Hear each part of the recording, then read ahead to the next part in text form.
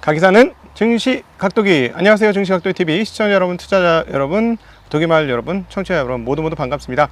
8월 6일 토요일 아침이 환하게 밝았습니다. 습도가 정말 많은데 그나마 조금 덜 덥긴 합니다, 오늘. 근데 이제 여기서 해가 뜨면 습도도 높고 굉장히 더운 날이 되겠네요. 이 휴가 시즌인데 모두 잘 지내고 계신가요? 저는 이번 주말에 집안 그동안에 못했던 정리도 좀 하고 고칠 것도 좀 고치고, 에어컨 고쳤습니다. 제가 잘못 고친 게 아니었더라고요. 잘못 고친 게 아니고 끊어진 선을 잘 연결했는데 마지막에 단자하고의 연결을 빼먹고 있었더라고요. 그래서 우리 AS 기사님이 오자마자 30초 만에 해결하고 가셨습니다. 이게 주식만 하다 보니까 조금 다른 데서 덩신이 되는 느낌이 좀 있는 것 같아요. 자, 저희 증시각도기 TV에서는 매수매도 추천을 따로 하지 않습니다. 그리고 저의 순수한 개인적인 의견이고요. 투자는 자기 판단하에 하시는 것이 가장 좋은 결과를 낼 수 있다는 점 꼭 기억하시면 좋겠습니다. 자, 오늘 제목, 경기가 좋아지는 게 두렵다. 이게 금융시장이죠. 지금 오늘장 한마디, 채권 시장은 정상 아닌 것 같은데, 예, 진짜 그렇습니다. 폭발적인 고용 상황이 발표됐습니다. 예상보다 너무 고용이 좋게 나왔어요. 이건 경기가 좋다는 얘기예요. 그쵸? 고용이 잘 된다는 건. 그러니까 예상보다 2배 좋았습니다, 고용이. 그리고 실업률도 역대 최저 근처까지 다시 내려왔어요. 3.6에서 3.5%로. 그러니까 시장이 패닉에 빠진 거예요. 뭐라고? 경기가 좋다고? 안 되는데. 지금 이게 여러분 정상적인 상황입니까? 경기가 좋으니까 금융시장이 빠져요. 그러니까 이건 어떻게 해석해야 되느냐? 연준의 양적 완화를 제거하고 경제만 보면 금융시장은 절대 해석할 수 없다는 게 오늘 다시 드러난 겁니다. 저희가 왜 증시각도TV에서 거의 자주 그 연준 인사들 발언이 있을 때마다 그걸 모두 최대한 많이 실어가지고 설명해 드리려고 하고 했던 것들을 이제 좀 이해하실까요? 거의 철저하게 그냥 학습이 되어 있어요. 연준이 어떻게 행동하느냐에 따라 우리는 이렇게 될 거니까 이렇게 할 거야.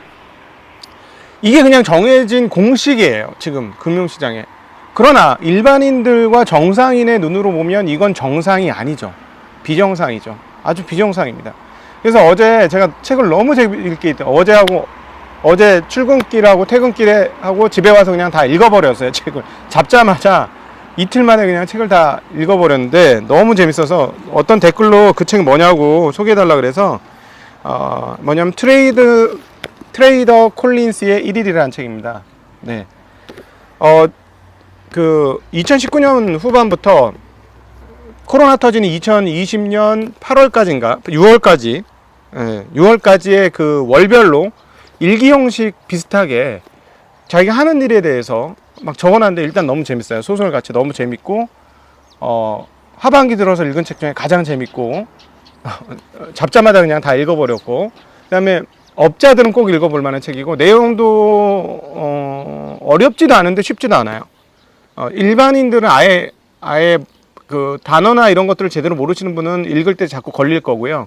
업자들은 그냥 술술 너무 재밌게 읽을 거예요. 그래서 저희 업계에 있는, 금융계에 있는 선배 후배들은 한번 꼭 읽어보시라 한 말씀을 드리고 싶은 책입니다. 진짜 이게 이제 퇴근길이 기다려지는 거예요, 이 책 읽으려고. 그 정도로 재밌게 잘 본 책입니다. 아주 재밌었던 책이었고요.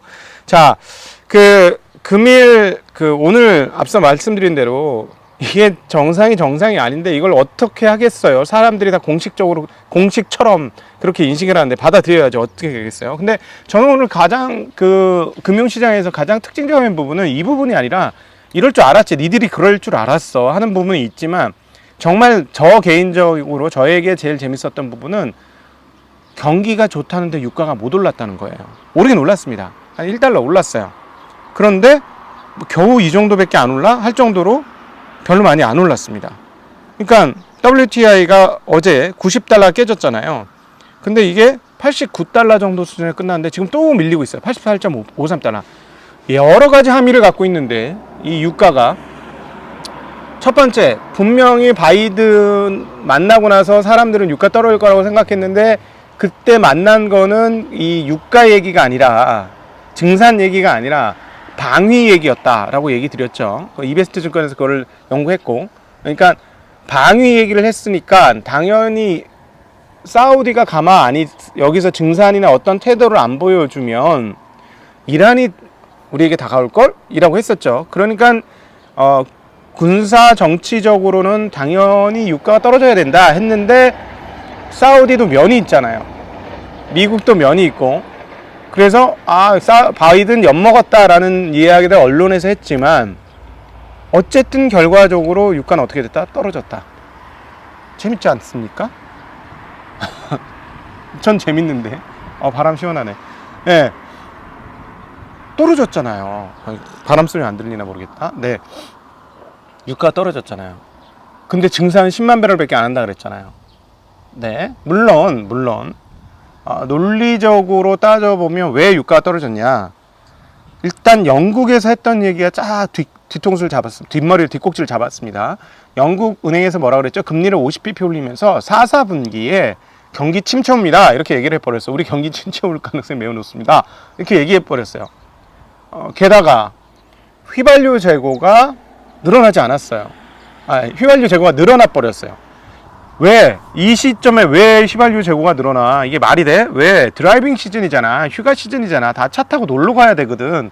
그런데 휘발유가 남아. 놀러 못 가. 휘발유 가격이 너무 비싸서? 그래서 제가 한탄을 했던 거죠. 야, 미국의 빈부격차가 엄청나게 심하구나. 휘발유 가격이 오른다고 휴가를 포기할 정도 수준의 빈부격차구나 라고 얘기 드렸었는데요. 그래서 빠진 거긴 하지만 과연 그래서 빠진 거냐? 아니면 미국과 사우디의 만남 이후에 빠진 거냐? 잘 모르겠습니다. 뭐가 주요한 역할을 했는지 잘 모르겠습니다. 저는. 근데 어쨌든 빠졌다는 거예요. 어쨌든. 자, 그런데 오늘 정말 재미난 것은 미국의 실상을 보여주는 그 지표가 지금 드러난 거예요. 미국은 지금 서비스업이 제가 보기엔 굉장히 활발해지고 있는 겁니다. 알바들이 엄청나게 많아지고 있는 거죠. 자, 고용이 나왔는데 고용이 52만 8천 명 나왔습니다. 예상은 25만 명이었어요. 얼마요? 25만 명을 냈는데 52만 8천 명이 나왔어요. 지난달은 얼마였을까요? 이것도 수정치가 상향됐어요. 원래 지난번에 발표된 것보다 39만 8천이었어요. 그러니까 40만이 안 됐는데 50만으로 늘었습니다.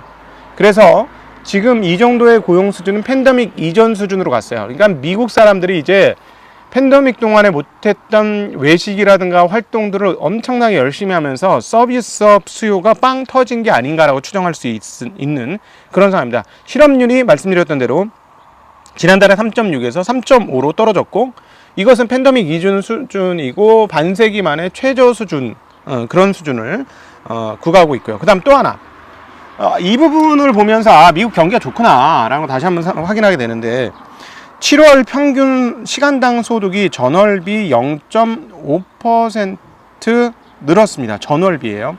예상은 0.3% 느는 건데 더 늘었고요.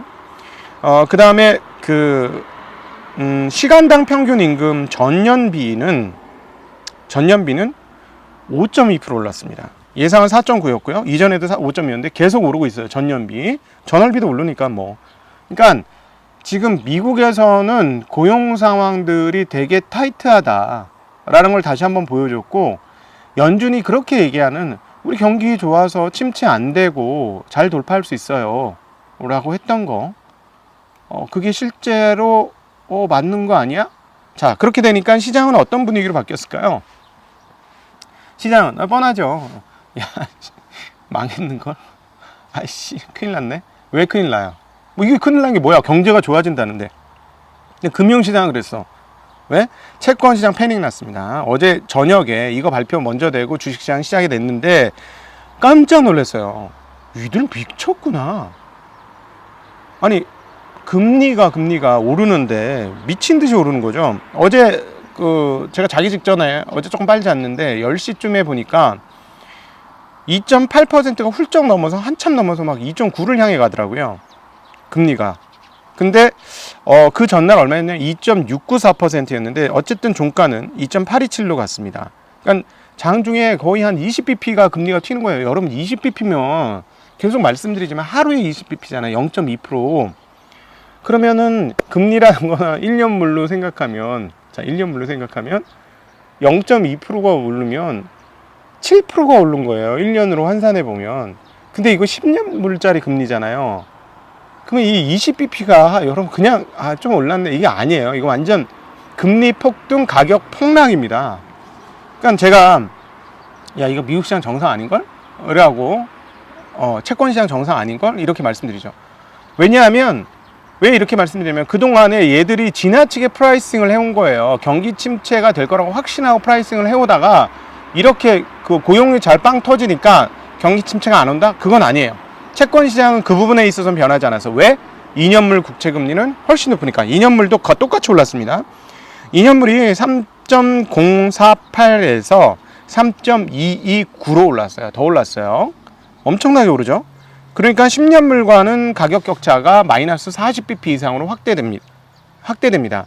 2000년 이후 최대 폭의 금리 역전 현상이 나오고 있고, 채권 시장은 확실한 경기 침체를 확신하고 있습니다.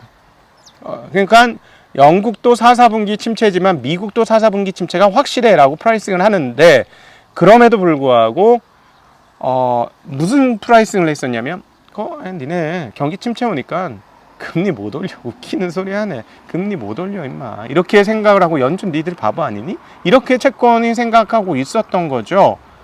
그런데 고용 나오는 거 보니까 일부 연준의 말이 맞았던 거죠. 경기가 좋다라는 말이 꼭 틀린 게 아니었다는 거죠. 자, 그러니까 계산은 어떻게 돼요? 그래도 침체 와. 하지만 금리는 올리겠네. 금리 연말에 못 올릴 거라고 생각했는데 일단은 올리겠네. 9월 달까지는 일단 올리겠네 라는 생각을 시장이 한 것이죠. 그러니까 20bp 정도 빵하고 올린 거예요. 그 가격 연말에 금리 못 올릴 거라고 프라이싱을 하고 있었는데 아닌걸? 하고 된 거죠. 그래서 페드워치에서는 어떻게 됐냐면 50bp 올리려고 생각했던 게 60%가 넘었었는데 역전됐습니다. 50bp가 아니고 75bp 올릴 거라고 생각하는 게 64%까지 늘고 나머지가 50bp 올릴 거라고 생각을 하고 바뀌었어요. 자, 그런데 재미난 포인트는 주식시장은 혼조였다는 거예요. 예, 주식시장은 채권시장처럼 가격이 크게 급등나가지 않았습니다. S&P가 0.16% 떨어졌고, 다우는 0.23% 올랐고, 나스닥은 0.5% 떨어졌는데 혼조예요. 별거 아니다 라고 한 것이죠. 해가 뜨네요. 빨리 끝내야 되겠다. 해가 뜨네.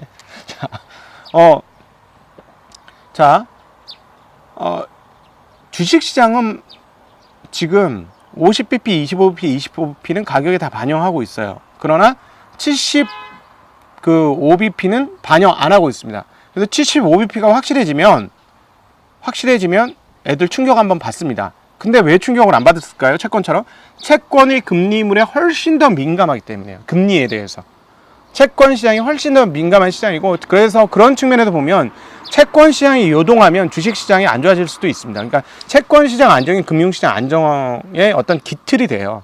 근데 지금 채권 시장 그러면은 폭락을 했는데 왜 주식 시장 멀쩡하느냐? 멀었잖아. 9월까지 멀었잖아.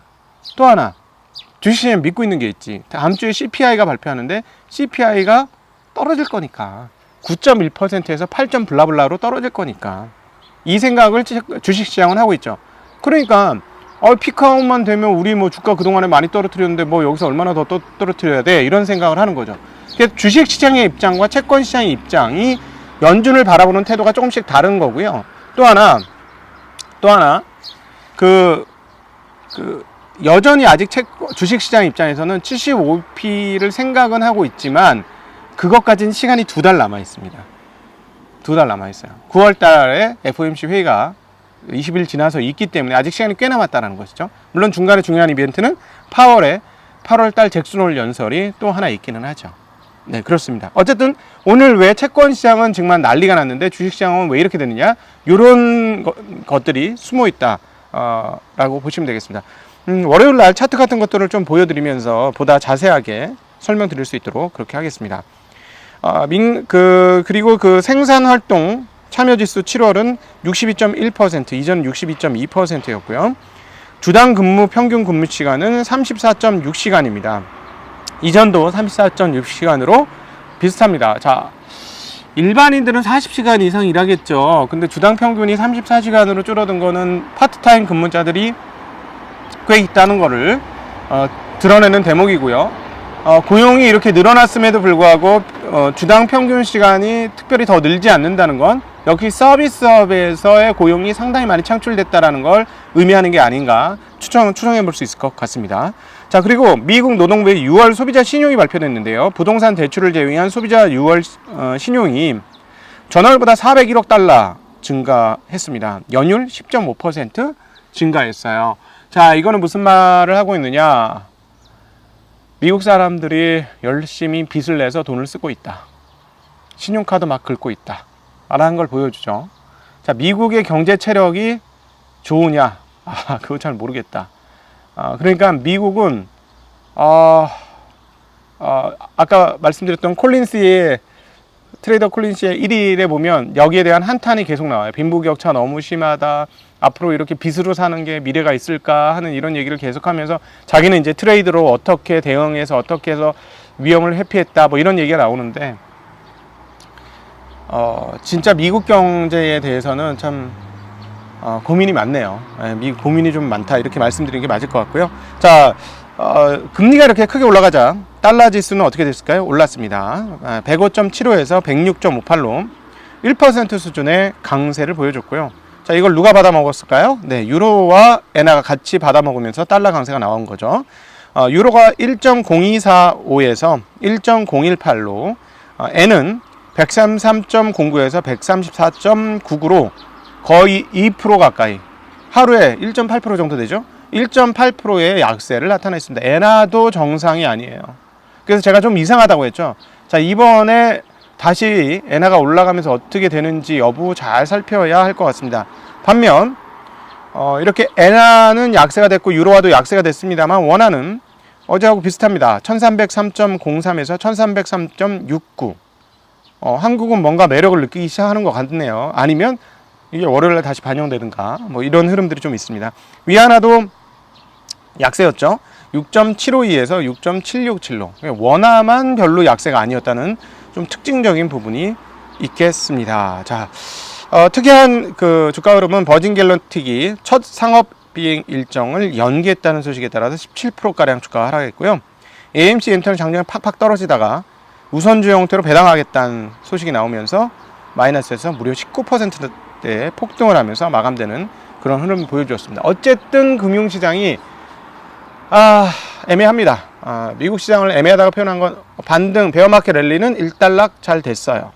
자, 이제부터는 주가 밸류에이션에 따라 움직일 거고 연준의 움직임에 따라 움직일 건데 두 달간 평화의 기간이에요. 9월 FOMC 있을기 전까지 두 달간의 평화의 기간이 우리에게 주어져 있고 그런데 채권 시장은 금리에 매우 민감하기 때문에 채권 시장은 지금 요동을 하고 있고 주식 시장은 별거가 없다라고 지금 생각을 하고 있고 하는 상황들이 지금 이어지고 있습니다.